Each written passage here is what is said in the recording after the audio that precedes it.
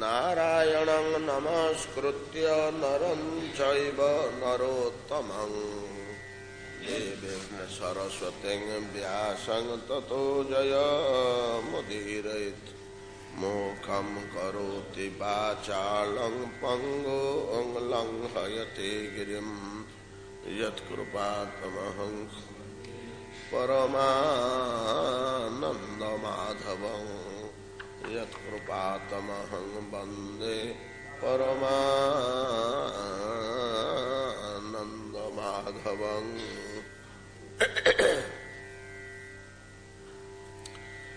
विरचिता भयं वृष्णिधुर्जते चरणम् ईशां संश्रुतेर्भयात् करशरोरुहं कान्तकामदं शिरसि देहिनं श्रीकरग्रहम् व्रजजनारतिहन वीरजोषितां निजजनस्मय ध्वंसनस्मित भज सखी भवत किङ्करी स्मनो जलरुहाननं चारुदर्शय प्रणतदेहिनां पापकर्षणं तृणचरानुगं श्रीनिकेतनं फणिफणार्पितं ते पदाम्बुजं कृणुकुचेषु नः कृन्धिहृतुषयम् मधुरया गिरा बल्गुवाक्यया बुधमनोज्ञया पुष्करीक्षण विधिकरीरिमा वीरमुह्यति रधरसिधुनां पायस्वन तव कथामृतं तप्तजीवनं कविभिरीडितं कल्मषापहं श्रवणमङ्गलं श्रीमदाततं भुवि गृह्णन्ति ते भूरिदा जनाः।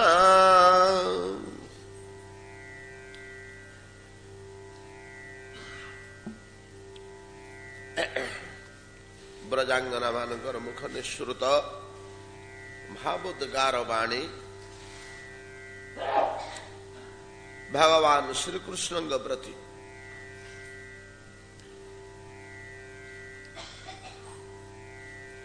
कथामृतर महत्व निर्णय करने को जाए एक प्रकार श्रीमद् भागवत एपरी कथा कहउछन्ति ये सामान्य साधन मात्र कथा श्रवण अनंत दुष्कर अलंघ्य साधन भजन अपेक्षा केते अधिक फलप्रद केते अधिक शक्तिशाली जहाँ कल्पना करी होनी। जदि साधन रे कथा श्रवण रूपक भजन साधन रे किछि क्लिष्टता थांता तेबे आमे ताकू सामान्यतः ग्रहण करंतु जे हाँ यह एक साधना।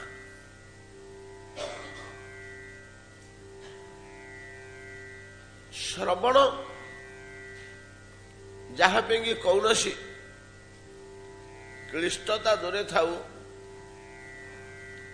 अवज्ञा अवहेला श्रवणर मूल्य जहाँ निर्णय कर दी श्रीमद् भागवत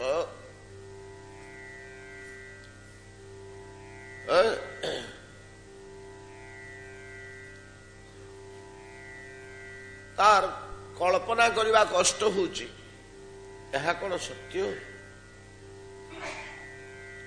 ना अतिरंजित वाक्य केड़े केड़े कृच्छर साधना सब रही प्रकृत जदि आम खोलिकी देखा संपूर्ण मुनि ऋषि मानकर आर्य शास्त्र को ध्यान चकट करी जो कृच्छर साधना क्लिष्टता साधना रे क्लिष्टता जेतिकी बढ़ी बढ़ी जाउछि कष्ट कठोर साधना जेतिकी बढ़ी बढ़ी जाउछि फल सेतिकी कमी कमी जाउछि ताको शेष रे एमती गोटे अवस्था अच्छी जोटी तक साधन बोलिक नुहा न जाई ताको अपकर्म बोली कुहा होउछि। आपण भल रूपे चिंता कर देखନ୍ତୁ आम मानकर मोटामोटी मनर चिंता आम कहीं कथा श्रवण रूपक सामान्य अभ्यास को बा कर्म को अति छोट बोली गणुचु साधना रूपे तो आम केबे हेले ग्रहण कर पारनु। साधना रूपे तो आम केबे हेले ग्रहण कर पारनु। हाँ एमती गोटे अलस विलसरे समय बीतेला भाया पुराण शुणा कथा बसिक कौन पुराण शुणा तो कौन टे संस्कृत भाषार कष्ट जिनिस हेले किए टे बुझे बतईक व्याख्या करी खोली खालिक जोड़ा जोड़ी कर आड़ू साड़ू कर कहते आउ 14 अक्षरी ओडिया पुराण पुराण पंडा सीधा गाई जाऊँ आवश्यक बुढ़ी मैंने शुणुंट से तो बुझावता किसी आवश्यक नहीं कथा श्रवण ना जिनिसटा एका कौन हाँ कौटी भाव आवेग तत्व मीमांसा और प्राधान्य रोचे गोटे कमी जाटा को आम के साधना रूपे ग्रहण करनु एक तो साधारण कर्म बुढ़ी जाइला देउल आड़े बुलूला जो पुराण पढ़ा होता टे बस पड़ा कुआड़े जीव बेसी तो चली बुली पारुनी पाउछ उठी पारुनी से पुराण पढ़ा होता तो टे बस पड़ा यही हिसाब से आम कथा श्रवण टाक एक सामान्य कर्म रूपे ग्रहण कर बड़ बड़ भयंकर साधना जोड़ाक योग आ तपस्या प्रभृतिर ताको आम कम उच्च स्थान दौनु। हिरण्यकश्यपर तपस्या कथा चिंता करना आम केते थर आलोचना करछे से विषय सतेपे मंदर द्रोण्यांग तप परम दारुण भाईटा को जिते हरि मारदेला हिरण्यकश्यप बिगड़ी गला भाईटा तार गोटे बड़ सहयोगी थिला तो सेतेबेले हिरण्यकश्यपुर परिवार तमाम हिरण्याक्ष पे जो शोक प्रकाश करिसंती से शोक को अपनोदन करने हिरण्याक्ष जो हिरण्यकश्यप जो परिवार लोकों को सांत्वना देछि धर्म कथा शुणेछि समस्त परिवार कांदुचंती हिरण्याक्षर मृत्यु पर स्व परिवार को जो सांत्वना देछि सान भाईटा तो निजर परिवार को माँ बापा भल मंद बंधु बांधव समस्त बसिक कांदुचंती और सांत्वना देछि हिरण्यकश्यपर जो मुहर जो बाणी बाहरी को मुनि ऋषि पार ताकू अवश्य परमार्थिक नुहे भागवत पथ प्रदायक नुहे से बाणी कहीं से तो भगवत द्रोही लोकटा ना कि साधारण सांत्वना बाणी और धर्म बाणी हिसाब से किसी कम कथा नुहे किसी कम कथा नुहे आश्चर्य हबार कथा असुरटे हो प्रकार धर्म उपदेश दे पार्छ कि बोली आम देखुचु आम मुनि ऋषि मानकर प्रणीत शास्त्र मानकर असुर माने दुष्ट दुराचार माने कम धर्म उपदेश दौना प्रसंग क्रम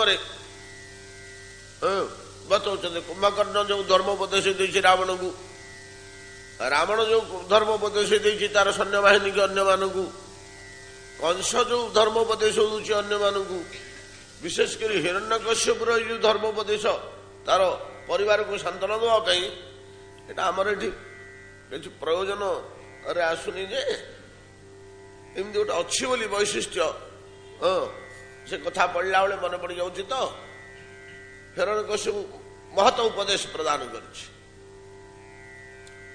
धर्म उपदेश जागतिक असुर कहीं परमार्थिक ता मुहरे कहीं मुनि ऋषि मैंने कहबे परम प्रवीण पंडित बोली आप से उपदेश शुणिला चिंता करें जहा हो से जो श्रीहरि की न पाइला ता भाईटा को जो मारदे तार तो क्रोध प्रचंड हो जाए मोर जी शक्ति वर्तमान अच्छी से शक्ति तो हरि की खोजिक पाइपारे कि मोर भातृ दोही मारी पारे नहीं मत तपस्या कर शक्ति संग्रह कर मंदर पर्वत को चलीगला सते पे मंदर द्रोण्याम ତପଃ ପରମ ଦାରୁଣ। କେମିତି ତପସ୍ୟା କଲା? ଊର୍ଧ୍ୱ ବାହୁ ଆକାଶକୁ କି ଦୃଷ୍ଟି ଗୋଟେ, ଊର୍ଧ୍ୱ ବାହୁ କି ଦୃଷ୍ଟି ଗୋଟେ କରିକି ସେ ସୁନ୍ଦର ଶବ୍ଦଟିଏ ଦେଇଛନ୍ତି। ଗୋଟିଏ ଆଙ୍ଗୁଠିରେ ଛିଡା ହେଲା ପାଦର, ଗୋଟିଏ ଆଙ୍ଗୁଠି ଉପରେ ଛିଡା ହେଇଛି ବୃଦ୍ଧାଙ୍ଗୁଳି ଉପରେ, ଅପର ପାଦ ଜାନୁରେ, ବାହୁ ଊର୍ଧ୍ୱ, ଆକାଶକୁ ଦୃଷ୍ଟି ରହିଲା ଆକାଶକୁ, ବାହୁ ଊର୍ଧ୍ୱ ହେଲା, ଗୋଟିଏ ଆଙ୍ଗୁଳିରେ ଛିଡା ହେଲା। ତ ହିରଣ୍ୟକଶ୍ୟପର ତପସ୍ୟା ସବୁଠାରୁ ବେଶୀ ଉଗ୍ର ତପସ୍ୟା ବୋଲି ରାବଣ ତାର ମସ୍ତକ କାଟିକିରି ଯଜ୍ଞରେ ଆହୁତି ଦେଇଥିଲା ବୋଲି ଆମେ ଶୁଣୁ, କିନ୍ତୁ ଏମିତି କଠିନ ତପସ୍ୟା ଆଉ କାହାର ନାହିଁ। ତା ଶରୀରରୁ ସବୁ ମାଂସ ଝଡ଼ିଗଲା, ଆହାର ବିନା ଶୁଷ୍କ ହେଇଗଲା, ସବୁ ମାଂସ ଶୁଖିଗଲା, ଚର୍ବି ମଜ୍ଜା ସବୁ ଶୁଖିଗଲା, ଶିର ଗୁଡାକ ଶୁଖିକିରି କୁଟା ଭଳିଆ ଶରୀରରୁ ମେଞ୍ଚା ମେଞ୍ଚା କୁଟା ଲମ୍ବିଛି, ଯେମିତି କୁଟା ଗୁଡିଏ ଲମ୍ବିଥାଏ, ଦଉଡ଼ି ଗୁଡିଏ ଲମ୍ବିଥାଏ, ସେମିତିକା ଶିର ଗୁଡାକ ସବୁ ଦେହରୁ ଓହଳିକିରି ଉଡୁଥିଲା ପବନରେ ଶୁଖିକିରି। ସେ କାଳେ ଏଟା ତ ସତ୍ୟଯୁଗର କଥା ନା, ସେମାନଙ୍କର ପ୍ରାଣଟା ହଉଛି ଅସ୍ଥିଗତ, ମଜ୍ଜାଗତ ମଧ୍ୟ ନୁହଁ। ମଜା ଶୁଖିକିରି କଙ୍କାଳୁଟା ଶୁଖିଗଲେ ମଧ୍ୟ ପ୍ରାଣ ରହିବ। ତ ତାର ତପସ୍ୟାରୁ ସେ ବିଚ୍ୟୁତ ହଉନି। କଣ୍ଟା ଲଟା ତା ଉପରେ ଉଠିଗଲା, ସେ କଙ୍କାଳ ଉପରେ ଉଇ ହୁଙ୍କା ହେଇଗଲା। କଙ୍କାଳର ଯୋଉ ମଜ୍ଜା ଥିଲା, ଶୁଖି ନଥିଲା, ଅସ୍ଥି ଭିତରେ ଥିବା ମଜ୍ଜା, ତାକୁ ଭକ୍ଷଣ କରିବା ନିମନ୍ତେ ପାଦର ଗଣ୍ଠି ସନ୍ଧି ମାନଙ୍କରେ, ପାଦ ଗଣ୍ଠି ଯୋଉଠି ରହିଛି ସେ ସନ୍ଧି ମାଂସ କ୍ଷୟ ହେଇଯାଇଛି ତ ଦେହରୁ ସନ୍ଧି ହେଇଛି, ସନ୍ଧିରେ ଉଇ ପଶିଗଲେ ଭିତରେ, ଅସ୍ଥି ଭିତରେ, ଅସ୍ଥି କଙ୍କାଳ ଭିତରେ ଉଇ ପଶିଗଲେ ମଜ୍ଜା ଭକ୍ଷଣ କରିବା ପାଇଁ। ଭିତର ପଟୁ, ହାଡର ଭିତର ପଟେ ଉଇ ଲାଗି ପଶି ଯାଇଛନ୍ତି। କଳ୍ପନା କରି ହଉଛି? କଳ୍ପନା କରି ହଉନି। ଆମକୁ ସବୁଠୁ ବଡ କଷ୍ଟ ତପସ୍ୟା ବୋଲି ଲାଗୁଥାଏ ଏ ଯୋଡେ ବାଉଁଶ ପୋତିକିରି ଉପରେ ଗୋଟେ କାଠ ବାନ୍ଧି, ପାଦ ଦିଟାକୁ ସେ ଉପର କାଠରେ ବାନ୍ଧି ମୁଣ୍ଡଟାକୁ ତଳୁ ଝୁଲେଇବ କେତେବେଳେ ନା ତଳେ କାଠ ଗଦାକିରି ନିଆଁ ଲଗେଇ ଦେଇଥିବ, ତା ଉପରକୁ ମୁଣ୍ଡଟା ଝୁଲେଇବ। ଏଡକୁ ବଡ କଠିନ ତପସ୍ୟା ରୂପେ ଆମେ ଗ୍ରହଣ କରିଥିବୁ। ତପସ୍ୟା ମାନଙ୍କ ଭିତରେ ଏଟା ସବୁଠୁ କଷ୍ଟ। ପାଦକୁ ରୁଦ୍ଧ କରିକିରି ମସ୍ତକକୁ ତଳକୁ ନୁଆଇ ଦେଇ ତଳୁ ଅଗ୍ନି ଜାଳି ଦେଇ ସେ ଅଗ୍ନିର ଦାହ ସହ୍ୟ କରିବା, ଏମିତି ଗୁଡେ କୁଚିତ ବଡ କର୍କଶ କଠୋର ଅତି କଠୋର କଠିନ ତପସ୍ୟା ଗୁଡାକୁ ଭଗବାନ ସୁଖ ପାଆନ୍ତିନି ନା। ଆମେ କିନ୍ତୁ କହୁଛୁ ଏମିତି ତପସ୍ୟା କଲା, ସେମିତି ତପସ୍ୟା କଲା, ଏତିକି କଷ୍ଟ କଲା, ଭଗବାନ ଏଟା ଚାହାନ୍ତିନି। ଏ କଠୋର ତପସ୍ୟା ଭଗବାନ ଚାହାନ୍ତିନି। ଭଗବାନଙ୍କର ଏ ତପସ୍ୟାରୁ କଣ ମିଳିବ? ସେ ଭଗବାନ ଚାହାନ୍ତି ଟିକେ ଭଲ ପାଇବା। ଏ କଦର୍ଯ୍ୟ ଅବସ୍ଥାକୁ ଭଗବାନ ଭଲ ପାଆନ୍ତିନି। କଲବଲ କଦର୍ଯ୍ୟ ଅବସ୍ଥା ଏଟାକୁ ଭଗବାନ ଘୃଣା କରନ୍ତି। ବିଚାର କଲେ ତାଙ୍କର ସେ ତୃପ୍ତି ସନ୍ତୋଷ ଜାନ। ଭଲ ପାଇବା କେଡେ ମଧୁର ଜିନିଷ, କେଡେ ସରସ ଜିନିଷ, କେଡେ ସୁଖମୟ ଜିନିଷ। ଭଲ ପାଇବାର ନାଁ ଭକ୍ତି ନା। ଭକ୍ତି କହିଲେ କଣ କି? ଭକ୍ତିର ଶବ୍ଦର ଅର୍ଥ କଣ? ଭଲ ପାଇବା ତ। ଆମେ ଯୋଉ ସାଧାରଣ ଭାବରେ କହୁଛୁ ଯେ ଭଲ ପାଇବା, ଏ ପିଲାଟିକି ମୁଁ ବେଶୀ ଭଲ ପାଉଛି,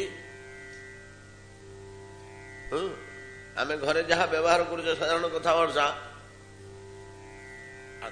ସେଇଭଳିଆ ଭଗବାନଙ୍କୁ ଭଲ ପାଇବାକୁ ଭକ୍ତି କୁହାଯାଏ। ଘରେ ଭଲ ପାଇବାକୁ ଭଲ ପାଇବା କୁହାଯାଏ, ଭଗବାନଙ୍କୁ ଭଲ ପାଇବାକୁ ଭକ୍ତି କୁହାଯାଏ। ଏତିକି ତ ଶବ୍ଦଟା ଖାଲି ବଦଳି ଯାଉଛି ଆଉ। ଯେମିତି ଘରର ଉପଭୋଗକୁ ଆମେ କାମ କହୁଛୁ, ଭଗବାନଙ୍କୁ ଉପଭୋଗ କରିବାକୁ, ଭଗବତ ରାଜ୍ୟରେ ଉପଭୋଗକୁ ପ୍ରେମ କୁହାଉଛି। ଶବ୍ଦଟା ଅଲଗା, ଭଗବାନଙ୍କ ପାଇଁ ଅଲଗା ଶବ୍ଦ ତିଆରି ହେଇଛି, ଏଇଟାକୁ ଭଗବାନ ଭଲ ପାଆନ୍ତି। ଏଇଠିକାର ଲୋକ ଏ କୁଚିତାର କର୍କଶ ଭୟଙ୍କର ଜିନିଷକୁ ଭଲ ପାଆନ୍ତିନି। ଏ କଠୋର ତପସ୍ୟା ଗୁଡାକ ଯଦିଓ ତପସ୍ୟାକୁ ଶାସ୍ତ୍ରରେ କିଛି ଅବଶ୍ୟ କମ ସ୍ଥାନ ଦିଆହେନି, ଭଗବାନ ଭଲ ପାଆନ୍ତି ନ ପାଆନ୍ତି ସେ ଅଲଗା କଥା।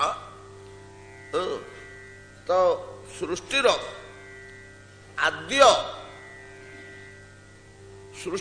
ଆଦ୍ୟ ସାଧନ ତପସ୍ୟା ନା।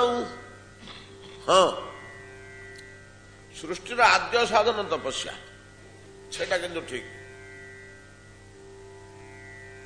ଆମେ ଗୋଟେ ବସ୍ତୁର ପ୍ରାସଙ୍ଗିକତାକୁ ନେଇ ଚତୁର୍ଦିଗରୁ ତାକୁ ଚିନ୍ତା କରିବା ନା। ଏକପଟିଆ ଦେଖିଲେ ତ ହବନି। ଯେତେବେଳେ ଭଗବାନଙ୍କ ନାଭି ଗହ୍ୱରରୁ ପଦ୍ମ ଉତ୍ପତ୍ତି ହେଲା ନାଇଁ କି, ସେତେବେଳେ ତ ସୃଷ୍ଟି ଫୃଷ୍ଟି କିଛି ନାହିଁ। ପଦ୍ମ ପ୍ରସ୍ଫୁଟିତ ହେଲା, ପଦ୍ମଟା ଫୁଟିଯିବନି କି? ଫୁଲଟା ତ 2 ଦିନ କି 3 ଦିନ ପରେ କଢି ଅବସ୍ଥାରେ ତ ଫୁଟିବ, ତାର ସମୟ ଅଛି, 8 ଦିନ 10 ଦିନ ଲାଗିବ। ପଦ୍ମଟି ଯେତେବେଳେ ପ୍ରସ୍ଫୁଟିତ ହେଲା, ତାର କର୍ଣ୍ଣିକାର ରୂପେ ବ୍ରହ୍ମା ବିଦ୍ୟମାନ ଅଛନ୍ତି। ପାଖୁଡା ଗୁଡ଼ିକ ଚାରିପଟକୁ ପଳେଇଲା, କର୍ଣ୍ଣିକାରଟା ହିଁ ବ୍ରହ୍ମା। ହଁ, ଯେମିତି ଆମେ ମାତୃଗର୍ଭର ଗର୍ଭଜାତ ପଦ୍ମର କର୍ଣ୍ଣିକାର ଆମେ ନିଜେ। ହଁ ଆଜ୍ଞା, ମାତୃଗର୍ଭ ମଧ୍ୟ ତଦ୍ରୂପ ଏକ ପଦ୍ମରୁ, ଏଟାକୁ ପଦ୍ମ ବୋଲି କୁହାଯାଉଛି, ତଜ୍ଜାତୀୟ ପଦାର୍ଥ ଆକୃତିରେ। ତଜ୍ଜାତୀୟ କହିଲେ ପଦାର୍ଥ ନୁହଁନ୍ତ, ରକ୍ତ ମାଂସ ତିଆରି। ସେମିତି ବ୍ରହ୍ମା ହେଉଛନ୍ତି ଭଗବାନଙ୍କ ଗର୍ଭପଦ୍ମର, ନାଭି ପଦ୍ମର କର୍ଣ୍ଣିକାର ସଦୃଶ। କର୍ଣ୍ଣିକାର ସେଇଠୁ ଚତୁର୍ଦିଗରେ ପ୍ରଳୟ ପବନ, ପ୍ରଳୟ ଝଞ୍ଜା, ପବନ ତ କୁହାଯିବନି, ଝଞ୍ଜା, ପ୍ରଚଣ୍ଡ ବାତ, ଉତ୍ତୁଙ୍ଗ ପର୍ବତାକାର ତରଙ୍ଗମାଳା। କୋଉ ସମୁଦ୍ର? କାରଣ ସମୁଦ୍ର, ଛୋଟିଆ ସମୁଦ୍ର ନୁହେଁ। ତ ତରଙ୍ଗମାଳା ଇତସ୍ତତ ବାଡେଇ ହେଉଛି, ସେ ପଦ୍ମ ସେଥିରେ ଦୋହଲୁଛି। ବ୍ରହ୍ମା ବସିଛନ୍ତି ତା ଉପରେ, ଦେଖିବା ପାଇଁ ଖାଲି ଚତୁର୍ଦିଗରେ ଜଳ, ପ୍ରଚଣ୍ଡ ବାୟୁର ପ୍ରଭାବ ଓ ମହାକାଶ, ଆଉ ତ କିଛି ନାହିଁ।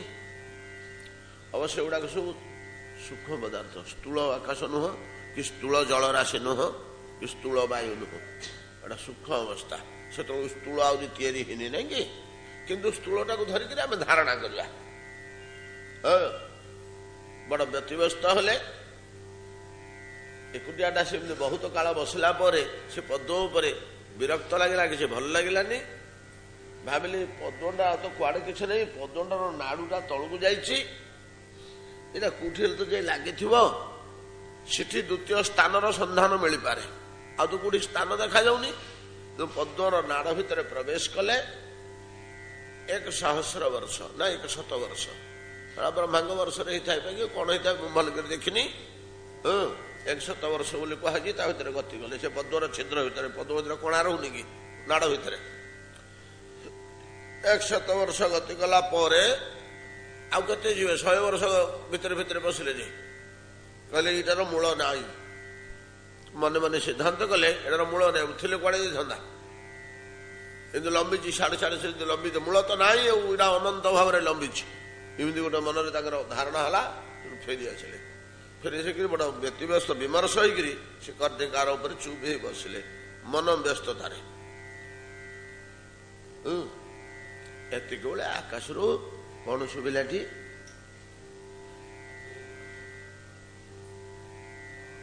ବର୍ଣ୍ଣମାଳାର 21 ଓ 16 ୟା ଶାସ୍ତ୍ର କହିଲେ। ବର୍ଣ୍ଣମାଳାର 21 ଓ 16 21 ହଉଛି ନାଇଁ 16 ଓ 21 ନୁହେଁ କି? 16 କ ଖ ଗ ଘ ଙ ଚ ଛ ଜ ଝ ଞ ତ ଥ ଦ ଧ ନ ନାଇଁ କି? ତାପରେ ପ ଫ ବ ଭ ମ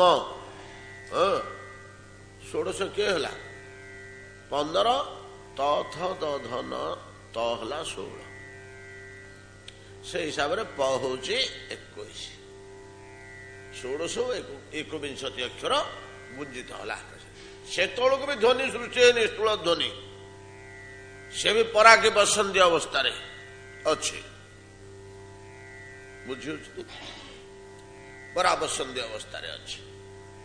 ଏଇଟା ତ ବୁଝିବା ଦରକାର। ଆଉ ସ୍ଥୂଳ ଗୋଟେ କଣ ସୁଖରେ ଏଇଟା ଥିଲା, ସୁଖରୁ ସ୍ଥୂଳ ହେଲା। ଆଉ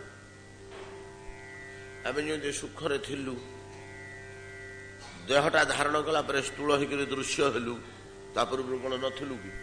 ଥିଲୁ, କିନ୍ତୁ ସ୍ଥୂଳ ଦେହ ନଥିବାରୁ ଏଟା ଦୃଶ୍ୟ ହଉନଥିଲା। ସୁଖ ସତ୍ତାରେ ଥିଲୁ, ସେଭଳିଆ ସ୍ଥୂଳ ସତ୍ତାରେ ସୁଖ ସତ୍ତାରେ ଥିଲୁ। ଯେତେବେଳେ ତ୍ରିବାର ଧ୍ୱନି ଶୁଣିଲେ ବ୍ରହ୍ମା ମନରେ ଚିନ୍ତା କଲେ ଯେ କେହି ମତେ ନିର୍ଦ୍ଦେଶ ଦଉଛନ୍ତି ତପ କରେ ବୋଲି। ତପର କଣ ଅର୍ଥ ସେ ବୁଝିଲେ ତାଙ୍କ ଅନ୍ତର୍ଗତରେ। ତପ ତ ଯାହା ବୁଝିଲେ ସେଥିରୁ ତାଙ୍କୁ କଣ ବୁଝିଥିବ? ପ୍ରତ୍ୟେକ ଲୋକର ଜ୍ଞାନ ଅଛି ନା। ଗୋଟେ ଶବ୍ଦ ଶୁଣିଲା ପରେ ସେ ଜ୍ଞାନ ବଳରେ ତାକୁ ସେ ବିଶ୍ଳେଷଣ କରି କିଛି ଗୋଟେ ନିର୍ଣ୍ଣୟ କରୁଛି। ଆମେ କେମିତି କରିଦେବା? ବ୍ରହ୍ମା ତାଙ୍କ ଜ୍ଞାନ ବଳରେ ତପ ବୋଇଲେ କଣ ବୁଝିଲେ, ସେ ପଦ୍ମ ଉପରେ ତପସ୍ୟା ଆଚରଣ କଲେ। ସେଇଠୁ ଭଗବାନଙ୍କର ସ୍ୱରୂପ ଦେଖିବାକୁ ପାଇଲେ, ବୈକୁଣ୍ଠ ଧାମ ଦେଖିବାକୁ ପାଇଲେ, ବେଦ ପ୍ରାପ୍ତି ହେଲା। ସେଇଠୁ ଆଉ ଡିଟେଲ କହି ଆଗକୁ ଯିବା ଦରକାର କଣ? ବଡ ଉପାଦେୟ ଜିନିଷ ଯେ ସେଇଠୁ ବେଦର ସୃଷ୍ଟି ନା। ଆଉ ସେଇଠି ଆଉ ସେ ତପ କରୁଥିବା ଅବସ୍ଥାରେ ଅତଏବ ସର୍ବଶ୍ରେଷ୍ଠ ପଦାର୍ଥ ଜ୍ଞାନ ତପସ୍ୟାରୁ ଉତ୍ପନ୍ନ ଏବଂ ବିଶ୍ୱର ପ୍ରଥମ ସାଧନା ହଉଛି ତପସ୍ୟା। ତେଣୁ ତପସ୍ୟାଟାକୁ ଆମେ ନିମ୍ନ କରିଦେଲେ, ନ୍ୟୁନ କରିଦେଲେ କେମିତି ହବ? ତପସ୍ୟାକୁ ଭଗବାନ ଭଲ ପାଆନ୍ତିନି ବୋଲି ନାଇଁ, ଭଗବାନ ତପସ୍ୟାକୁ ଭଲ ପାଆନ୍ତି, କିନ୍ତୁ ତପସ୍ୟାର କୋଉ ଜିନିଷଟାକୁ ଭଲ ପାଆନ୍ତିନି? ଆଜ୍ଞା ଇଏ ସନାତନ ଧର୍ମର ଆଜ୍ଞା ନିର୍ଣ୍ଣୟ ବଡ କଠିନ। ତପସ୍ୟାଟାକୁ 3 ଭାଗ କରୁନାହାନ୍ତି। ସାତ୍ୱିକ ରାଜସ ତାମସ କାମ ତୁଟିଯିବ, ସହଜରେ ବୁଝି ହେଇଯିବ। ତପସ୍ୟାଟାକୁ 3 ଭାଗ କରିଦିଅନ୍ତୁ, ଆମେ ବୁଝିଯିବା। ସାତ୍ୱିକ ତପସ୍ୟା ଅଛି ନାଇଁ କି? ତପସ୍ୟା ତ୍ରିବିଧମ ଶୁଣୁ, ଯଜ୍ଞ ଦାନ ତପ ଇତ୍ୟାଦି। ସାଡେ ତପସ୍ୟାକୁ ପବିତ୍ର ଜିନିଷ ବୋଲି କୁହାଗଲା। ଯଜ୍ଞ ଦାନ ତପଃ କର୍ମ ପାବନାନି ମନୀଷିଣାମ ନା ନାଇଁ, ଗୀତାରେ କହିଲେ। ଆମେ ତ ଗୀତାକୁ ଧରି ସବୁ କିଛି ବିଚାର କରିବା, ଗୀତାକୁ ଧରି ସବୁ ବିଚାର କରିବୁ। ସେଟା କଷଟି ପତ୍ରଟା, ତା ଦେହରେ କଷିବ ଗୌବ ସୁନାର। ଅନ୍ୟାନ୍ୟ ଶାସ୍ତ୍ର ହେଲେ ମଧ୍ୟ କଷଟି ପଥର ଗୀତା, ତା ଦେହରେ ସବୁ କଷିବ ସିଦ୍ଧାନ୍ତର ଶୁଦ୍ଧତା। ତପୋ ଦାନ ଯଜ୍ଞ କର୍ମ, ଏ 3ଟା କର୍ମ ପାବନାନି ମନୀଷିଣମ। ଯଜ୍ଞ ଦାନ ତପଃ କର୍ମ ନ ତ୍ୟାଜ୍ୟମ ଇତି ମେ ମତି।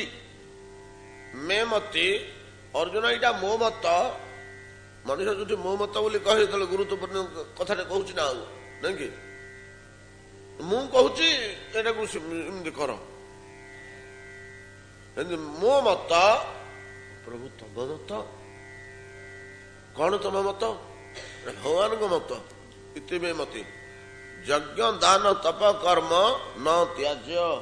ଏବେ ୟାକୁ କେବେ ହେଲେ ଛାଡିବନି ରେ। ଯୋଉ ତପସ୍ୟାକୁ ଏଇ ପ୍ରକାର ଗୁରୁତ୍ୱପୂର୍ଣ୍ଣ ନାଇଁ କି?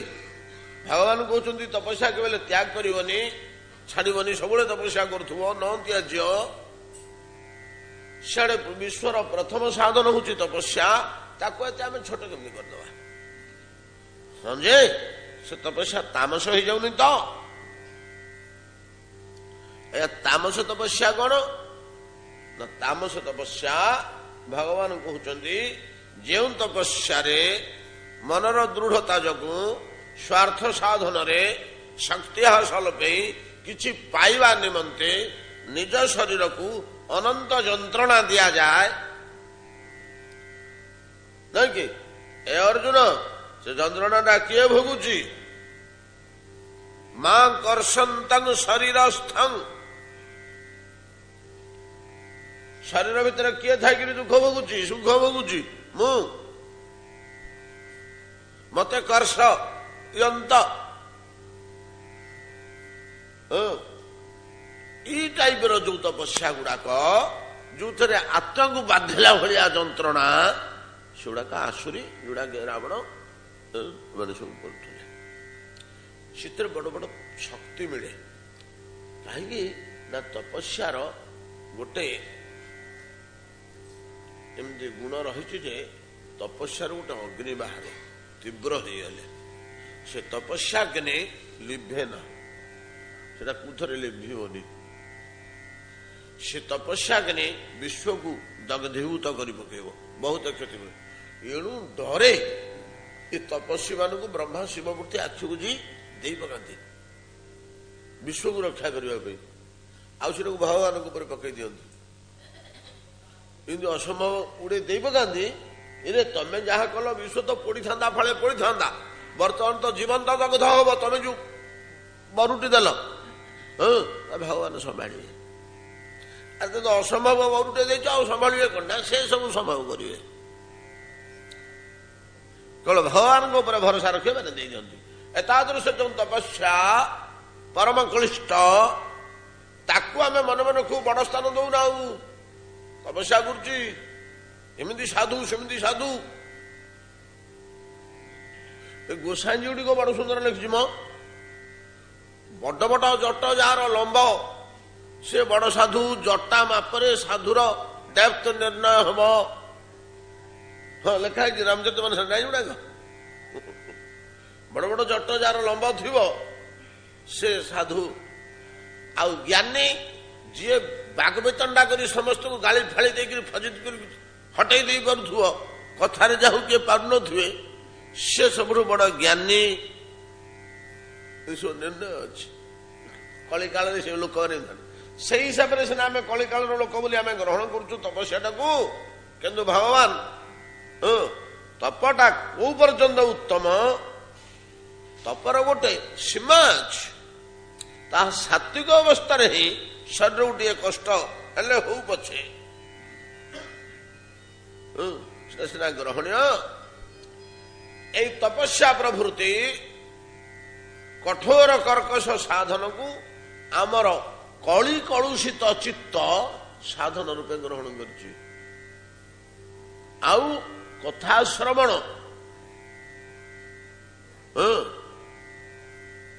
ନା ଉଠିଲେ ବା ଧ୍ୟାନ, ସ୍ୱରୂପ ଚିନ୍ତନ, ଏଗୁଡାକୁ ଆମେ ଗ୍ରହଣ କରୁଛୁ। କାହିଁକିନା ଏଗୁଡାକରେ କ୍ଲିଷ୍ଟତା ନଥିବାରୁ ଆମକୁ ଗୁଡାକ ବଡ ଭଳିଆ ଲାଗୁନି। ଏଇ ମାନସିକତା, ଏଇ ଚିନ୍ତାଧାରାକୁ ବଦଳେଇବାକୁ ହବ ନିଜ ପାଇଁ ବୋଲି ଶାସ୍ତ୍ର ନା। ଏଗୁଡାକରେ କିଛି ହୃଦୟରେ ଭଗବାନଙ୍କ ପ୍ରତି, ମନ ଭଗବାନଙ୍କ ପ୍ରତି କେତେ ପରିମାଣରେ ସଂଯୁକ୍ତ, ଏକ ସେଇ ସଂଯୋଗ ଭାବରେ କେତେ ଦୂର ପ୍ରୀତି ଅଛି। ଏଇ ଯୋଡ଼ାକ ଯଦି ନ ହବ, ତପସ୍ୟା ୟାରି ପାଇଁ, ଜ୍ଞାନ ୟାରି ପାଇଁ, ଯୋଗ ୟାରି ପାଇଁ, ତ୍ୟାଗ ଯଜ୍ଞ ଦାନ ତୀର୍ଥ ସବୁ ୟାରି ପାଇଁ, ଏତକ ସୃଷ୍ଟି କରିବ। ଏଇତକ ଯଦି ନଥାଇକିରି ଖାଲି କଠିନ, ସେଇଥିପାଇଁ ସୁଖଦେବ ଗୋସ୍ୱାମୀ ଛାଟରେ କହିଲା, ତପସ୍ୱିନୁ ଦାନ ପରା ମନସ୍ୱିନୁ ମନ୍ତ୍ର ବିଦାସୁ ମଙ୍ଗଳା ଖେମନ ବିନ୍ଦନ୍ତି ବିନା ଯଦର୍ପଣ। ଈଶ୍ୱର ଭାବ ବର୍ଜିତ ହୋଇଗଲେ ସେ ତ ଅକଲ୍ୟାଣ କରିବ, କଲ୍ୟାଣ କଣ କରିବ? ଅତଏବ କଥାଶ୍ରବଣ ରୂପକ ଅତି ସାମାନ୍ୟ କଷ୍ଟବିହୀନ ନିୟମବିହୀନ କିଛି ନୀତି ନିୟମ ୟା ପାଇଁ ନାହିଁ। ଯୋଡ଼େ ଜିନିଷ ପାଇଁ କଥା ଶ୍ରବଣ ନାମ ସଂକୀର୍ତ୍ତନ ପାଇଁ କିଛି କଟକଣା ନାହିଁ।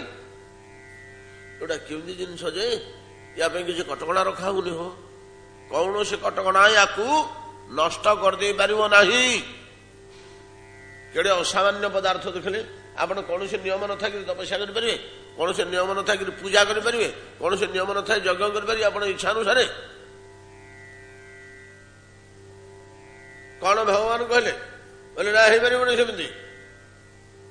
ତସ୍ମାତ୍ ଶାସ୍ତ୍ରଂ ପ୍ରମାଣନ୍ତି କାର୍ଯ୍ୟ କାର୍ଯ୍ୟ ବ୍ୟବସ୍ଥିତ। ହୁସିଆର, କର୍ମ ମାତ୍ରେ ତମେ ଶାସ୍ତ୍ର ପ୍ରମାଣ ଅନୁସାରେ କରିବ, ଇଚ୍ଛା ଅନୁସାରେ କରିପାରିବନି। ଯଦି ଇଚ୍ଛା ଅନୁସାରେ କରିବ, ସ୍ୱେଚ୍ଛାଚାରିତା ଯଦି ରହିଗଲା ତମର କାର୍ଯ୍ୟରେ, ଶାସ୍ତ୍ରର ଠିକ କଠୋର ନିୟମ ପ୍ରମାଣ ନ କଲ, ତମର କାର୍ଯ୍ୟ ସିଦ୍ଧି ହବନି। ନାଇଁ କି? ଅଶାସ୍ତ୍ର ବିହିତମ ଘୋରଂ ତପ୍ୟନ୍ତେ ଯେ ତପୋଜନ ଦମ୍ବାହଙ୍କାର ସଂଯୁକ୍ତମ କାମ ରାଗ ବଳାନ୍ୱିତମ। ଏମିତିରେ ଯୋଉ ତପସ୍ୟା ଗୁଡା କରାଯାଏ, ଏଗୁଡା ତମସା।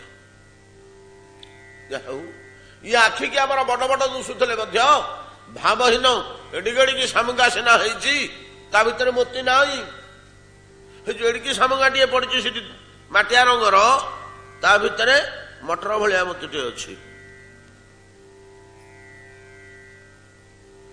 ମଟର ଭଳିଆ ମୋତିଟେ ଅଛି କି ମୁଗ ଭଳିଆ ମୋତିଟେ ଅଛି ତା ଭିତରେ। ଚକଚକ ଏଡେ ବଡ ସାମଗା ଯୋଉଟା ଦେଖାଉଛି ସେଥିରେ ଖାଲି ମାଂସ ମେଦ ଭର୍ତ୍ତି। ଅତଏବ କଥାଶ୍ରବଣ ଓ ନାମ ସଂକୀର୍ତ୍ତନ ଏ ଯୋଡ଼େ ଜିନିଷରେ କେବଳ ଦେଶ କାଳ ପାତ୍ରର କୌଣସି ବିଚାର ନାହିଁ। ଦେଶ କାଳ ପାତ୍ରର ପ୍ରଭାବରେ ଏମାନେ ପ୍ରଭାବିତ କରିପାରିବେ ନାହିଁ ୟାକୁ। ଏଡେ ଶକ୍ତିଶାଳୀ ଗୁଡାକ। ଏ ଚଣ୍ଡାଳୁଟେ ହରି କଥା ଶୁଣିଦେଲା, ହରିନାମ କହିଦେଲା, ନା ତୁମେ କିଏ? ନା ଆମେ ବିଦ୍ୱାନ ପଣ୍ଡିତ ବ୍ରାହ୍ମଣ। ତମର ଯେତିକି ଫଳ ତାର ସେତିକି ଫଳ। ସେ ଅପେକ୍ଷା କରନ୍ତୁନି, ଏଟାକୁ ପାଣ୍ଡିତ୍ୟ ଜାତି ଅପେକ୍ଷା କରନ୍ତୁନି। କେତେ ଶକ୍ତିଶାଳୀ ଜିନିଷ। ଯାହା ହଉ ଏ କଥାମୃତର ଗୁଣଗାନ କରୁଛନ୍ତି ବ୍ରଜାଙ୍ଗନାଗଣ ଭାଗବତ କଥାମୃତ। ଆମେ ସେଦିନ ରାଧାରାଣୀଙ୍କର ଆକ୍ଷେପୋକ୍ତିଟି କହିଲେ, ଆକ୍ଷେପ ଭାବରେ କି ସୁନ୍ଦର କୁହାଯାଉଛି ଶ୍ଳୋକଟି। ଭାଗବତର ସେଟା ଗୋଟେ ଟାଣୁଆ ଶ୍ଳୋକ ଆଜ୍ଞା, ସରସ ଶ୍ଳୋକ। ଯଦନୁ ଚରିତ ଲୀଳା କର୍ଣ୍ଣ ପୀୟୁଷ ବିପୃଡ ସକୃତ ଦନ ବିଧୂତ ଦ୍ୱନ୍ଦ ଧର୍ମା ବିନଷ୍ଟା ସପତି ଗୃହ କୁଟୁମ୍ବ ଦୀନମ ଉତ୍ସୃଜ୍ୟ ଦୀନା। ଯୋଡ଼େ ଦିନ ରହିଲା, ନଜର କରୁଥାନ୍ତୁ। ଗୃହ କୁଟୁମ୍ବ ଦୀନମ ଉତ୍ସୃଜ୍ୟ ଦୀନା। ଯେତେବେଳେ ସେ ଉତ୍ସର୍ଗ କରିକିରି ପୁତ୍ର କନ୍ୟା ପତ୍ନୀ ବୃଦ୍ଧ ପିତା ମାତାଙ୍କୁ ତ୍ୟାଗ କରିକିରି ପଳଉଛି, ସେତେବେଳେ ସେ କରୁଣ କଣ୍ଠରେ ସେ କାନ୍ଦୁଛନ୍ତି, ଦୀନ ଅବସ୍ଥାରେ ଅଛନ୍ତି। ତାଙ୍କୁ ପୋଷିବ କିଏ ନାହିଁ। ମା ଅନ୍ଧୁଣୀ ବୁଢୀ, ପତ୍ନୀ ଗୃହରୁ କେବେ ପଦାକୁ ବାହାରିନି, ରୁଗୁଣା, ପୁତ୍ର କନ୍ୟା ଛୋଟ ଛୋଟ ଶିଶୁ ଅସମର୍ଥ, କଣ ତାଙ୍କ ଅବସ୍ଥା ହେଇଯିବ ଆମ ବିଚାରରେ, କଣ ତାଙ୍କ ଅବସ୍ଥା ହେଇଯିବ? ଏଇଟା ଯଦି ଉପନିଷଦକୁ ପଚାରିବା, ସାଙ୍ଗେ ସାଙ୍ଗେ ଉତ୍ତର ଆସିବ, ତମର ବି କଲ୍ୟାଣ ହବ, ତାଙ୍କର ବି କଲ୍ୟାଣ ହବ। ଶୀଘ୍ର ଛାଡିକିରି ପଳା। ହଁ ଆଜ୍ଞା, ତମର ତ କଲ୍ୟାଣ ହବ, ତମେ ପରମାର୍ଥ ଦିଗକୁ ଯିବ। ତମେ ଥାଇକିରି ତାଙ୍କର କିଛି ସେବା କରୁନ, ତାଙ୍କ କର୍ମଫଳ ସେ ଭୋଗ କରୁଛନ୍ତି, ତମେ ନିମିତ୍ତ ମାତ୍ର ଥିଲ। ତୁମେ ପଳେଇଲା ପରେ ତୁମେ ପଳେଇ ଯିବା ପାରମାର୍ଥିକ ପ୍ରଭାବଟା ତାଙ୍କ ଉପରେ ପଡେଇ ତାଙ୍କର ଟିକେ କଲ୍ୟାଣ ହବ। ଏମିତି ତ୍ୟାଗ କରାଯାଏ, ଏମିତି ଯାଆନ୍ତି ଲୋକେ, ଏମିତି ଭଜନ ସାଧନ କରନ୍ତି, ସମସ୍ତ ତ୍ୟାଗ ଏମିତି କରନ୍ତି ଅନେକଙ୍କ ପାଇଁ କି ସେଟା ଆଦର୍ଶ ହବ, ତାଙ୍କର କଲ୍ୟାଣ ହବ, ସେଟା ଆଉ କଲ୍ୟାଣ ହବ। ଦିନ ଏଇଭଳିଆ ଦିନ ଅବସ୍ଥାରେ ସପତି ଗୃହ କୁଟୁମ୍ବ ଦିନ ଅବସ୍ଥାରେ ଥିଲେ ମଧ୍ୟ ସେମାନେ ଦିନମ ଉତ୍ସୃଜ୍ୟ ସ୍ୱୟଂ ଦିନ ଅବସ୍ଥା ହେଇଯାଏ। ଦ୍ୱାରେ ଦ୍ୱାରେ ଭିକ୍ଷା ପାତ୍ର ଧରି ବୁଲେ। ଭାଗବତ କଥାର କେଡେ ବଡ ପ୍ରଭାବ ଅଛି ସେଟାକୁ ସେ ଆକ୍ଷେପୋକ୍ତିରେ କହୁଛନ୍ତି ନା। ଆଉ ଭ୍ରମର ତୋ ବନ୍ଧୁର ଗୁଣଗାନ କଲେ ତା କଥା ତ ୟା କରେ, ଆଉ ସେ ଲୋକ କଣ ନ କରିବ? ସେ ଦୁଃଖ ତ ଆମେ ଭୋଗୁଛୁ, ତା ସାଥିରେ ସମ୍ବନ୍ଧ ରଖିରି। ଆଉ ତା କଥା ଶୁଣିବା ଲୋକର ଯଦି ଅବସ୍ଥା ୟା, ଆକ୍ଷେପ କରି 10ଟା ଶ୍ଳୋକରେ 10ଟା ଆକ୍ଷେପ ଏମିତି କରିଛନ୍ତି, ବଡ ସୁନ୍ଦର। ରାମାବତାରଟାକୁ ନେଇଛନ୍ତି ସେଥିରେ, ଗୋଟେ ରାମାବତାର ଅଛି। ନାରୀ ମାନଙ୍କ ପାଇଁ ସେ କେଡେ ଯନ୍ତ୍ରଣାଦାୟକ ଥିଲେ। ତୋ ବନ୍ଧୁ ଶୂର୍ପଣଖାର ନାକ କାନ ଛେଦନ କଲେ, ଅସମୟରେ ସୀତାଙ୍କୁ ଜାନକୀ ଗୃହରୁ ପରିତ୍ୟାଗ କଲେ, ପିଲାଦିନେ ତାଡକାଟାକୁ ପ୍ରଥମ ଗିରିବଦ୍ଧ କଲେ। ତାଙ୍କ ଜୀବନ ଆରମ୍ଭ ହୋଇଛି ନାରୀବଦ୍ଧରୁ। ରାମଙ୍କର ଜୀବନର ସାଧାରଣ କର୍ତ୍ତବ୍ୟ କୋଉଦିନଠୁ ଆରମ୍ଭ ହେଲା? ତା ପୂର୍ବରୁ କିଛି ପାର୍ଟିକୁଲାର କର୍ମ କରିଛନ୍ତି? ପ୍ରଥମ ହେଲା ତାଡକାବଦ୍ଧ, ନାଇଁ କି? ସେମିତି କିଛି କାର୍ଯ୍ୟ ତ ଆଉ ତା ପୂର୍ବରୁ ତାଙ୍କର ନାହିଁ, ପିଲାଦିନରେ ନାଇଁ କି? ପ୍ରଥମ କାର୍ଯ୍ୟ ହେଲା, ପିଲାଦିନ ଖାଉଥିଲେ ଖେଳୁଥିଲେ ବୁଲୁଥିଲେ, ଏଇଭଳିଆ ବର୍ଣ୍ଣନା ନା। ଆଉ ପ୍ରଥମ କାର୍ଯ୍ୟଟା କଣ? ପ୍ରଥମ ପ୍ରୋମିନେଣ୍ଟ କାର୍ଯ୍ୟ କଣ? ତାରକାବଦ୍ଧ। ତା ଜୀବନ ତ ନାରୀବଦ୍ଧରୁ ଆରମ୍ଭ। ତ ବନ୍ଧୁର ଯିଏ ସ୍ନେହ ଶ୍ରଦ୍ଧା କରି ଆସିଲା ବାହା ହବ ବୋଲି ତାର ନାକ କାନ କାଟିକିରି ଛାଡ଼ିଲା। ପରିଶେଷରେ ବେଦ ବିହିତ ବ୍ରାହ୍ମଣ ଅଗ୍ନି ବେଦ ସାକ୍ଷୀ ଥାଇକରି ପାଣି ଗ୍ରହଣ କରିଥିବା ଧର୍ମପତ୍ନୀ କି ଗୃହରୁ ବାହାର କଲା।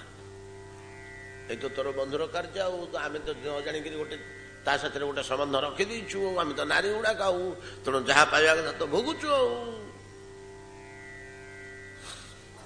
ଯାହା କହିଛନ୍ତି ଗୋଟିଏ ବାକ୍ୟରେ ଆକ୍ଷେପ ତ ଭାଗବତ କଥା ଅତି ଗୋଟେ ସାମାନ୍ୟ ଜିନିଷ। ଲୁଗା ବଦଳିବା ଦରକାର ନାହିଁ କି ଗୋଡ ହାତ ଧୋଇବା ଦରକାର ନାହିଁ, ବେଳ ବେଳ ଦରକାର ନାହିଁ, ଜାତିପତି ଦରକାର ନାହିଁ, ଶୌଚ ଶୌଚ ବିଚାର କରିବାର କିଛି ନାହିଁ। ନାମ ପାଇଁ ମଧ୍ୟ ସେ ଏଇଥିରୁ ତମେ ଆପଣ ବିଚାର କରନ୍ତୁ ଯୋଉଟା କେଡେ ପାୱାରଫୁଲ ଜିନିଷ ଯେ ୟାକୁ ଜାଗତିକ ଅଶୌଚ ଶୌଚ ଭଲ ମନ୍ଦ ଗୁଡା ଛୁଉନି। ଏତେ ଗୁଡେ କଥା ଆଲୋଚନା କରିବାର ଉଦ୍ଦେଶ୍ୟ ଆପଣଙ୍କ ଅନ୍ତଃକରଣ ଭିତରେ ଏ ଭାବ ଜାଗ୍ରତ ହଉ ଯେ ଅତି କିଞ୍ଚିତକର ଜିନିଷ ହେଲେ ମଧ୍ୟ ଆମ ଆଗକୁ କିଞ୍ଚିତକର ନୁହେଁ, କେତେ ଦୂର ଶକ୍ତିଶାଳୀ ଜିନିଷ ଏଗୁଡାକ। ଯେମିତି କୁହାଗଲା ଭକ୍ତି ରାଜ୍ୟରେ ସର୍ବୋତ୍ତମ ହୁଆ ଆପଣାକେ କ୍ଷୁଦ୍ର ମାନେ ନାଇଁ କି ଲୋକଟା ସବୁଠୁ ବଡ କିନ୍ତୁ ନିଜକୁ ଅତି ଛୋଟ ଏମିତି ବାହାର କରିକି ସଜେଇଛି ଯେ ଜଣେ କିଏ ଜଣେ ଯଦି ସାଧାରଣ ଲୋକ ବୋଲି ଭାବୁଛନ୍ତି କେହି ଗୁରୁତ୍ୱ ଦଉନାହାନ୍ତି। ସର୍ବୋତ୍ତମ ହୁଆ ଆପଣାକେ କ୍ଷୁଦ୍ର ମାନେ ସେମିତି ସର୍ବଶ୍ରେଷ୍ଠ ସାଧନ ହେଇ ଦେଖିଲା ବେଳକୁ ବାହାର ଚେହେରା କଣ ହଉଥିଲା ନା ପୁରାଣ ଶୁଣୁଥିଲି ତତେ ଆଉ କିଛି କାମ ନାହିଁ ଅଳୁସୁଆ ଟେକିରେ ତୁ।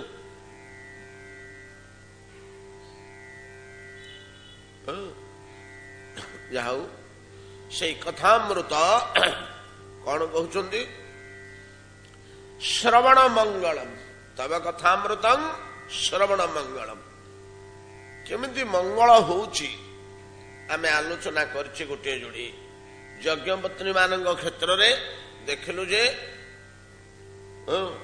ତ ବ୍ରଜାଙ୍ଗନା ମାନଙ୍କ ମୁହଁରୁ କୃଷ୍ଣ କଥା ଶୁଣି ଶୁଣି ଅନାୟାସରେ ଅଳ୍ପ ଦିନରେ ଯାହା ଲାଭ କଲେ ବ୍ରାହ୍ମଣୀ ମାନେ ତ ଶୁଦ୍ଧ କଠୋର ନିଷ୍ଠାପର ଯଜ୍ଞ କରିକିରି ତାର ପତ୍ତା ମଧ୍ୟ ପାଇଲେନି, ତାଙ୍କୁ ଗୁରୁ ରୂପେ ଗ୍ରହଣ କଲେ। ପାଇଗଲେ ରେ ଆମେ ଯାହାକୁ ଖୋଜୁଛେ ପାଇବା କି ନ ପାଇବା ତାର ସମ୍ଭାବନା ନେଇ ସେମାନେ ଅକ୍ଳେଶରେ ପାଇଗଲେ। ମଙ୍ଗଳ ବିଧାନ କରେ ଅମଙ୍ଗଳର ଜୀବର ଅମଙ୍ଗଳର ଚରମ ହେଉଛି ମୋହ। ମୋହ ଶବ୍ଦର ଅର୍ଥ କଣ? ଅନେକ ଅର୍ଥ ଅଛି ମୋହ ଶବ୍ଦ ବ୍ୟବହାର କରାଯାଉଛି। ମାୟାର ଏଫେକ୍ଟ ବା କ୍ରିୟା ତାକୁ ମୋହ କୁହାଯାଏ। ମାୟା ଯାହା କରେ ଯେମିତି ଅଗ୍ନି ପୋଡ଼ି ଦିଏ, ଅଗ୍ନିର କାର୍ଯ୍ୟ ହେଲା ଦହନ କରିବା। ଅଗ୍ନିର କାର୍ଯ୍ୟ ଦହନ କରିବା, ଜଳର କାର୍ଯ୍ୟ ଆର୍ଦ୍ର କରିବା, ପବନର କାର୍ଯ୍ୟ ଶୀତଳ କରିବା। ପବନର କାର୍ଯ୍ୟ ଶୀତଳ ନୁହଁ, ଜଳର କାର୍ଯ୍ୟ ଶୀତଳ ନୁହଁ, ଜଳର କାର୍ଯ୍ୟ ଆର୍ଦ୍ର କରିବା। ସେମିତିକା ମାୟାର କାର୍ଯ୍ୟ ହେଲା ମୋହ କରିବା। ମାୟାର କାର୍ଯ୍ୟଟାକୁ ହିଁ ମୋହ କୁହାଯାଏ। ମାୟା ଯାହା କରେ, ଅଗ୍ନି ଯାହା କରେ ତାକୁ ଦାହ କୁହାଯାଏ। ପୋଡ଼ିଦିଏ, ଅଗ୍ନିର କାର୍ଯ୍ୟ ହେଲା ପୋଡ଼ିଦେବା। ଅଗ୍ନିର କାର୍ଯ୍ୟକୁ ଯେମିତି ଦାହ କୁହାଯାଏ, ମାୟାର କାର୍ଯ୍ୟକୁ ମୋହ କୁହାଯାଏ। ଏ ମୋହଟା ମାୟା କାବଳରେ ଏଟାକୁ କରାଏ। ମୋହ କଲେ ପ୍ରଥମେ ଭଗବତ ଅପଶ୍ରୁତି ସୃଷ୍ଟି କରେ। ଭୟଂ ଦ୍ୱିତୀୟାଭିନିବେଶତଃ ସ୍ୟାତ୍ ଈଶାତ ଅପେତସ୍ୟ ବିପର୍ଯ୍ୟୟ ଶ୍ରୁତି। ଗୋଟିଏ ବିପର୍ଯ୍ୟୟ, ଗୋଟିଏ ଅପଶ୍ରୁତି, ଦିଟା ଶବ୍ଦ। ନିମରାଜାଙ୍କର ଯାଗଶାଳାରେ ଯେତେବେଳେ ନବଯୋଗୀନ୍ଦ୍ର ଯାଇକରି ପଶିଗଲେ ପହଞ୍ଚିଗଲେ କୁଆଡେ କୁଆଡେ ସବୁ କଥା ଗୁଡାକ ପଳେଇ ଯାଉଛି, ଆସି ଯାଉଛି ଲିଙ୍କି ଜିନିଷ ଗୁଡା ତ ଲମ୍ବି ଯାଉଛି, ମୂଳ କଥାରୁ ବିଚ୍ୟୁତ ହେଇଛି ଗଲେ ଡାଳ ଆଡେ ପଳଉଛି। ନିମରାଜାଙ୍କର ଯଜ୍ଞଶାଳାରେ 9ଟା ଶିଶୁ ପଶିଗଲେ। 9ଟା ଏକ ଶିଶୁ 9ଟା ସୂର୍ଯ୍ୟ ଭଳିଆ ଜଳୁଛନ୍ତି। ସର୍ବେ ଶ୍ରମଣ ବାତ ରସନା, ବାତ ରସନା ଦିଗମ୍ବର, ବସ୍ତ୍ର କି କୌପିନ କିଛି ନାହିଁ ଦେହରେ, ବୟସ 5 ବର୍ଷରୁ କମ, 5ଟି ଛୋଟିଆ ଛୋଟିଆ ଶିଶୁ, କିଛି ଡକା ନାହିଁ ହକା ନାହିଁ, ମୁସ୍କିରି ବସିଗଲେ।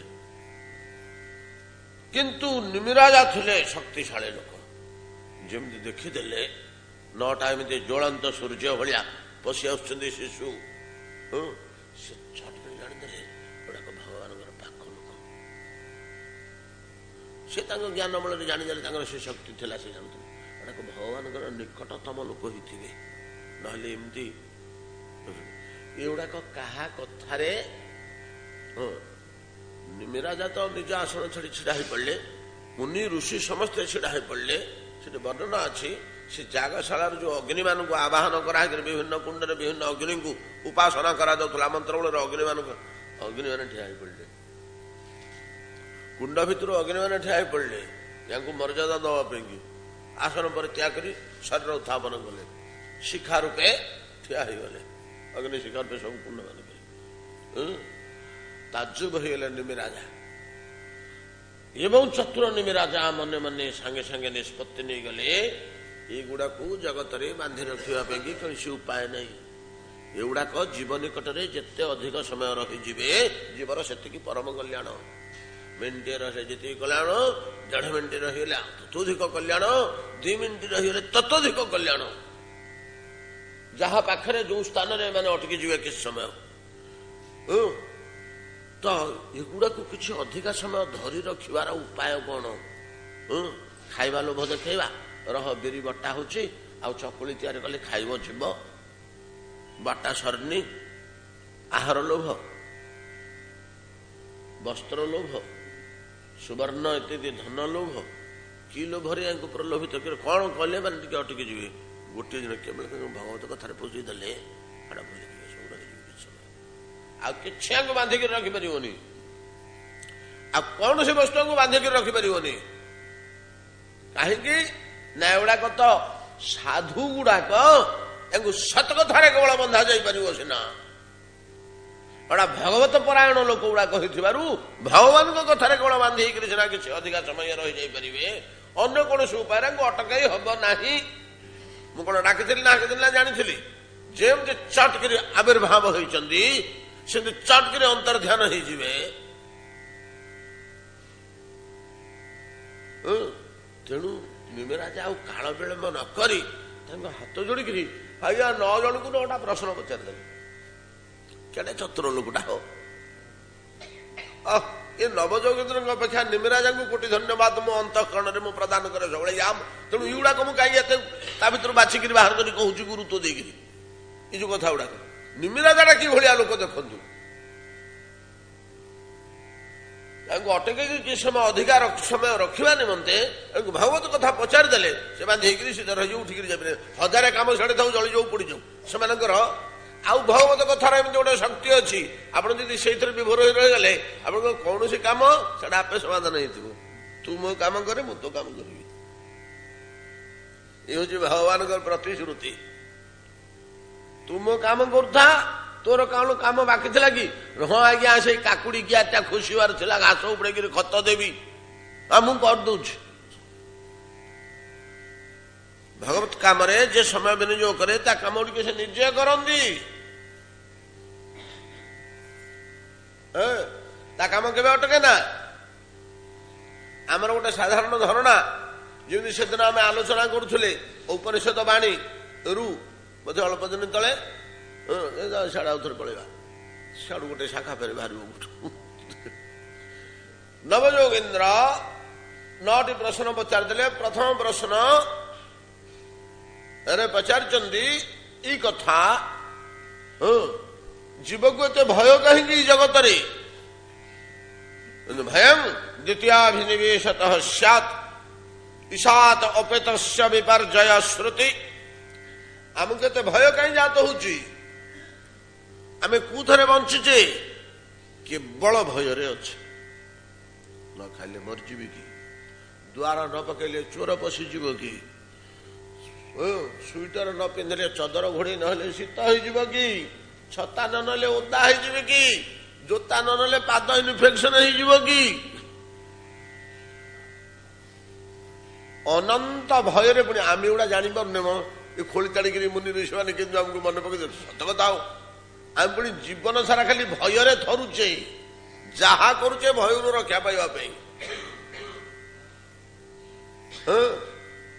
ଯାହା କରୁଛେ ପୁଣି ଖାଲି ଭୟରୁ ଆତ୍ମରକ୍ଷା ପାଇଁ। କି କଥା ଆମେ ଜାଣିପାରୁନଥିଲୁ ପ୍ରକୃତିର ସତ କଥା।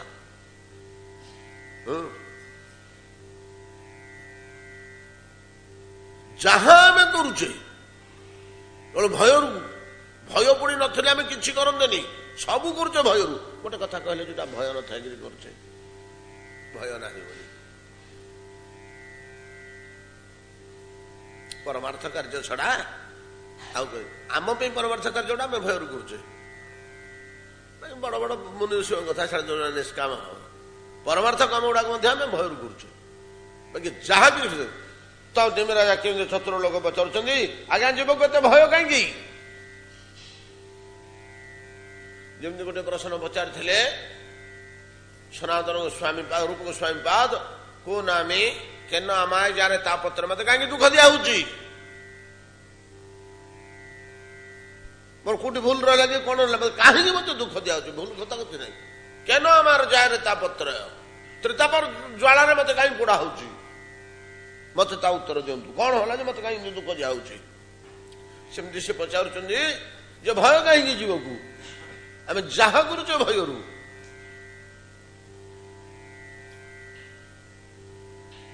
ତ ଭୟଂ ଦ୍ୱିତୀୟାଭିନିବେଶତଃ ସ୍ୟାତ୍। ଅର୍ଥ କରିବାନି ମହାଜଠୋଳ ଷୋଳକୁ 5-7 ଦିନ ଲାଗିଯିବ ପେଟେଇ ବସିଲେ। କିନ୍ତୁ ବର୍ତ୍ତମାନ ହୃଦୟ ସ୍ପର୍ଶୀ ଆଉ ଜ୍ଞାନବର୍ଦ୍ଧକ, ତୀବ୍ର ଜ୍ଞାନବର୍ଦ୍ଧକ ଏଗୁଡା। ତ କବି ଏଟାର ଉତ୍ତର ଦଉଛନ୍ତି। ପ୍ରଥମ ଭାଇ ନବଯୋଗୀଜନ ଭିତରୁ କବି ତ କହୁଛନ୍ତି ଯେ ଭୟଂ ଦ୍ୱିତୀୟାଭିନିବେଶତଃ ସ୍ୟାତ୍। ଦ୍ୱିତୀୟ ଅଭିନିବେଶରୁ ଭୟ ଜାତ ହୁଏ।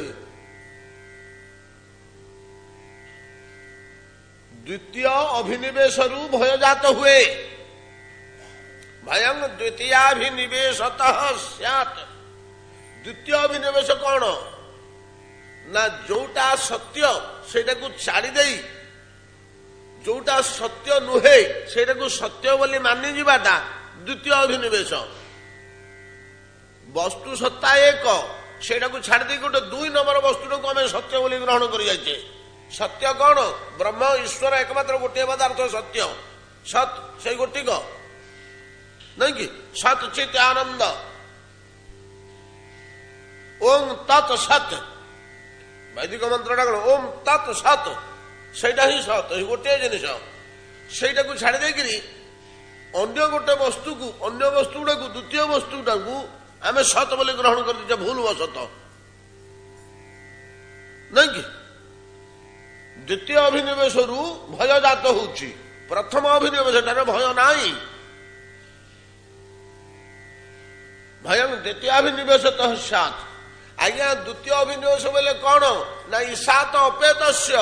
ଈଶ୍ୱର ଈଶାତ ଅପେତ, ଅପେତ ଦୂରକୁ ପଳେଇବା। ଈଶ୍ୱର ହଉଛି ମାତ୍ର ଏକ ପଦାର୍ଥ ସତ୍। ସେଇଟାକୁ ଛାଡି ଦେଇକିରି ମାୟାକୁ, ମାୟା ବୋଲି କୁହା ହଉନି, ଅନ୍ୟ କିଛିଟାକୁ କିଛି କୁହା ହଉନି। ଈଶ୍ୱରଙ୍କୁ ଛାଡି ତୁ କୋଉଠିକି ଯାଇଛୁ କହ?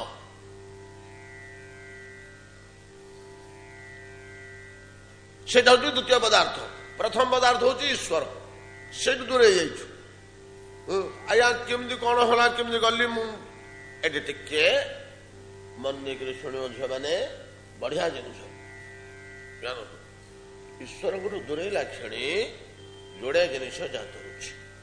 ଗୋଟେ ହଉଛି ईशात अपेत विपर्जय श्रुति गोटे हूँ विपर्जय गोटे हूँ अपश्रुति जोड़े घटना आम भितर है गोटे हूँ विपर्जय आ गोटे हूँ अपश्रुति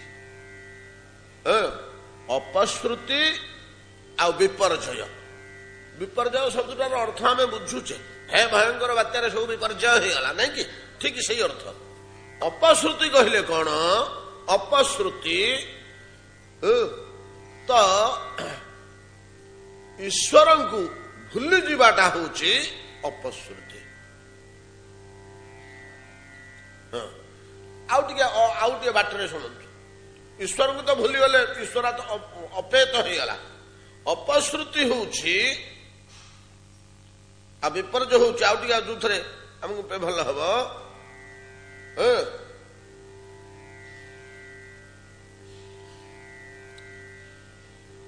हो ईश्वर को सत बोली भूली जावाटा हूँ अपश्रुति ईश्वर को भूली जावाटा हूँ अपश्रुति विपर्जय कौन हूँ ना ईश्वर व्यतीत पदार्थ गुड़ा को आम सत बोली ग्रहण कर सब एगुड़ा असत बोली आम जापारू एगुड़ा सत्य बोली जानूचु ये धन सत्य ये गृह सत्य संसार सत्य ये बोध आमर हो जदिव आम मैंने किए कि कामा लोक आम जानूचु ना गोटे दिन गुड़ाक विनाश हो असत बोली सीटा आम बाहर खाली मुहर कथाटा अंतर्गत आम सत बोली भावुँ सब रोली गोटा चिरस्थायी एमती गोटे धारणा आमर अच्छी चिरस्थायी नई आम एत जत्न कहीं करूँ चिरस्थायी नई केते जत्न कहीं करूँ बुझे ना ये सब पदार्थ गुड़ाक सत्य बोली आमर धारणा हो मिथ्या पदार्थ रे जो सत्य ज्ञान आसीगला एटा हला आमर विपर्जय भयं द्वितीयाभिनिवेशतः स्यात् ईशात अपेतस्य विपर्जय अपश्रुति ईश्वर को भूली जावा हला अपश्रुति ई जगतटा को सत्य मन करवा हला विपर्जय ईश्वर को भूली जावा हला अपश्रुति जगतटा को सत्य मन करवा हला विपर्जय ये दीटा जात है जोड़ी कही नचौचंदी हमको ये जोड़ी कही हमको नचौचंदी ये दीटा होची मायार कार्य या मोह कह जाए विपर्जय और अपश्रुति या ही कह जाए मोह मोह कहले दीटा सत वस्तु ईश्वर को भूली गलु असत वस्तु जगत को सत बोली मन गलु ना हूँ मोह एटा हूँ मायार कार्य या अन्य बाटे अन्य मनी मैंने कहते आक्षेप शक्ति आवरिका शक्ति बोली दुईटा शक्ति अच्छी कार मायार से आवरिका शक्ति बल वस्तुर स्वरूप को आवृत कर दिए मन ऋषि मैंने निज निज ढांचारे कहना एक तत्वटा एका विक्षेप शक्ति बल आउ गोटे रूप देखाए ये जगतटा नश्वर ये रही अस्थायी असत पदार्थटा माया तार आवरिका शक्ति बल यार नश्वरता ढांकी दे विक्षेप शक्ति बल इटा चिरस्थायी बोलिक आमको देखा दूची एका जिनिस विपर्जय उपश्रुति जहाँ यहाँ मोटामोटी पदकरे कहले ईश्वर को भूली जावा ईश्वर को चिन्ह न पारिबा ईश्वर को जानी न पारिबा होची ही मोह ता देहरु गुड़ाक सब बाहर मोह ठू बलिकी जीवन निमंते अमंगल आउ कि नाई मोह ठू बलिकी एवं मोह एपरी एक जिनिस जे भगवान नित्य पार्षद मान समय समय टच करे आज्ञा हाँ भगवान नित्य पार्षद को ना तो भागवत विग्रह भागवत विग्रह को छुई मत आलो लाइट की अंधार छुई मत सेमतिका ईश्वर को ईश्वर अंश को छुई मत କିନ୍ତୁ ବଡ ବଡ ଭାଗବତ ପାର୍ଷଦ ମାନଙ୍କୁ, ବଡ ବଡ ଭାଗବତ ପାର୍ଷଦ ମାନଙ୍କୁ ନିତ୍ୟ ଯେ ଭାଗବତ ସେବାରେ ମଜିକିରି ଅଛନ୍ତି ସେମାନଙ୍କୁ କେତେବେଳେ ଧରେ? ଆମ ଭଳିଆ ଏମିତି ଧନ ଲୋଭ ପୁତ୍ର ଲୋଭ କାମନା ବାସନା ଏଗୁଡା କରେ ନାହିଁ ଯେ ସେମାନଙ୍କୁ ଅପରାଧ ହେଇଗଲେ ଧରି ପକେ। ଅପରାଧ ଚଣ୍ଡାଳ ଗୋଟେ ମହାକଦର୍ଯ୍ୟ ଜିନିଷ, ପାପୁଟା ବଡ ଭଲ ଜିନିଷ ଆଜ୍ଞା ମୋ ମତରେ। ପାପ କଲା ଛଡେଇ ଦେଲା, ପାପ କଲା ଛଡେଇ ଦେଲା, ଗଲା କମୁଥିଲା ନାଇଁ କି? ଅପରାଧ ଚଣ୍ଡାଳ ଯଦି ଗୋଟିଏ ପ୍ରବେଶ କଲା, ଓହୋ କେତେ କାଳ ସିଏ କଲବଲ କରିବ, କୋଉ ବାଟେ ତ ଛାଡିବନି, ଆଉ କୋଉ ବାଟେ ଛାଡିବନି ସେ। ପାପ ଅପରାଧ ଦୁଇଟା ଭିନ୍ନ ପଦାର୍ଥ। ଏ ଅପରାଧଟା ଯଦି କାହାର ହେଇଯାଏ ତାହେଲେ ଭଗବତ ପାର୍ଷଦମାନଙ୍କୁ ପାପ ଛୁଇଁବନି, ପାପ ସେଟା ପର୍ଯ୍ୟନ୍ତ ଯାଇପାରେ ନା। ଯେମିତି ଆଲୁଅ ପାଖକୁ ଅନ୍ଧକାର ଯାଇପାରେ ନା, ଖଣ୍ଡେ ଦୂର ରହେ। ଆଲୁଅଟା ଏଠି ଜଳୁଛି ନା, ଅନ୍ଧାରଟା ଆସିଲା ଆସିଲା ଆସିଲା ସେଇଠି ରହିଲା ନା, ଆଉ ଜାଡକୁ ଆସିପାରୁନି। ଆଉ ବୁଝିହେଲା କି ନାହିଁ? ଆଲୋକ ନିକଟକୁ ଯେମିତି ଅନ୍ଧକାର ପ୍ରବେଶ କରିପାରେ ନା, 20 କି 30 ମିଟର ଦୂରରେ ରହେ। ଏଠି ଯଦି ଆମେ ଲଣ୍ଠନଟେ ଜଳେଇଦେବା ଅନ୍ଧାରଟା 20 ହାତ ଦୂରରେ ରହିବ ନା, ଆଉ ପଶିପାରିବ କି ପାଖକୁ? ସେମିତି ଈଶ୍ୱରଙ୍କ ନିକଟକୁ ଏଗୁଡାକ ସବୁ ପଶିପାରେ ନା। ସେମିତି ଭଗବତ ପାର୍ଷଦ ମାନଙ୍କ ପାଖକୁ ମଧ୍ୟ ବୈକୁଣ୍ଠ ଫୈକୁଣ୍ଠ ଇତ୍ୟାଦି ସ୍ଥାନକୁ ପାପଟା ପ୍ରବେଶ କରିପାରେ ନା। କିନ୍ତୁ ଅପରାଧ ଚଣ୍ଡଳ କୋଉ ବାଟେ କେମିତି ପଶିଯିବ, ସବୁ ଜାଗାକୁ ଯିବାର ଅଧିକାର ତାର ଅଛି। ଏ ଅପରାଧ ଯଦି ହେଇଯାଏ ଭଗବତ ପାର୍ଷଦ ମାନଙ୍କର ମଧ୍ୟ ବିପର୍ଯ୍ୟୟ ଅପଶ୍ରୁତି ଜାତ ହୁଏ। କେଡ଼େ ଭୟଙ୍କର ଜିନିଷ ଇଏ ଭଗବତ ପାର୍ଷଦ ମାନଙ୍କର।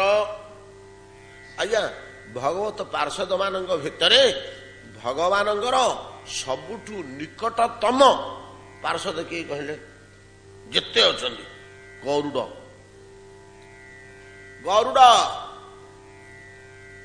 କାହିଁକି ନା ଦି ଜଙ୍ଘ ସନ୍ଧିରେ ଜାକିକିରି ତା ଉପରେ ଭଗବାନ ତା ପେଟକୁ ଦି ଗୋଟରେ ଭିଡିକି ଧରିକିରି ବସିଥିବେ।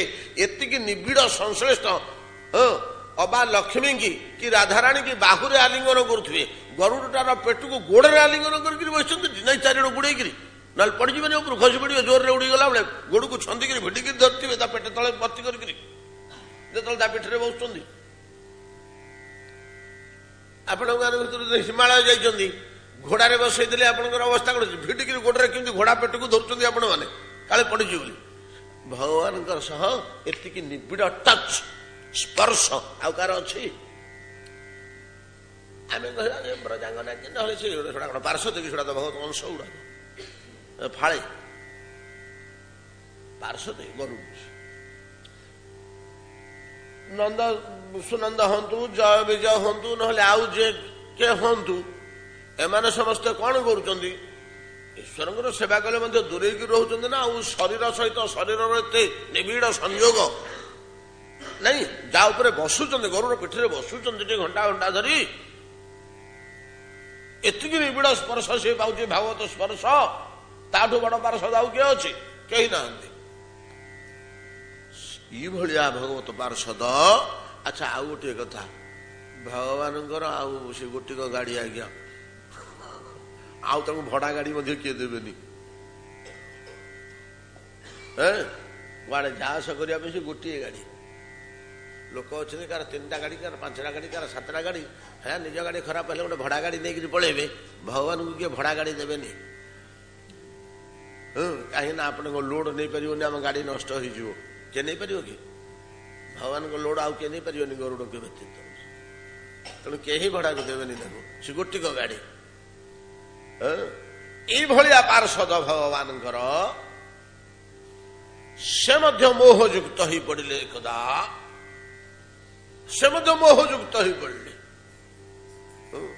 ଏବଂ କେମିତି ଉଦ୍ଧାର ହେଲେ, କଣ ହେଲା ପ୍ରସଙ୍ଗ, ତ କଥା ଗଡି ଗଡି ତ ଇଆଡୁ ଛଡ ହେଇକିରି ଆଜି ପଳେଇ ଆସିଲା। ଏଠୁ ବନ୍ଦ, କାଲିକି ଆଲୋଚନା କରିବା। ଆଜି ଏଇ କଥା ଛାଡ଼ି ଦେଇକିରି କାଲି ଆମେ ଅନ୍ୟ କଥା ବସ୍ତୁକୁ ଯାଇଥାନ୍ତେ। କାଲିକି ଆଲୋଚନା କରିବା। କାଲି 19 ତାରିଖ।